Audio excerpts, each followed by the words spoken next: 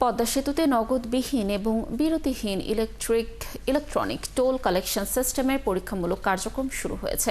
সোমবার বিকেল থেকে প্রথমবারের মতো দেশের একটি প্রধান মহাসড়কে নগদবিহীন ও নন-স্টপ টোল আদায়ের ব্যবস্থা চালু হয়।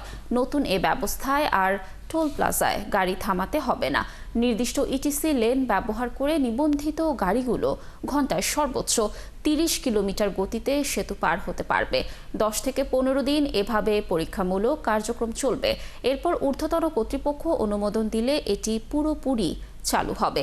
পদ্মা সেতু সাইট অফিসের অতিরিক্ত পরিচালক শেখ ইশতিয়াক আহমেদ জানান, একবার প্রক্রিয়া সম্পন্ন হলে গাড়িটি যে কোনো সময় নির্ধারিত লেন ব্যবহার করে নির্বিঘ্নে পর এ অত্যাধুনিক ইটিসি সিস্টেম চালু হলো। এই উদ্যোগ শুধু সময় বাঁচাবে না, যানজট কমাতেও গুরুত্বপূর্ণ ভূমিকা রাখবে।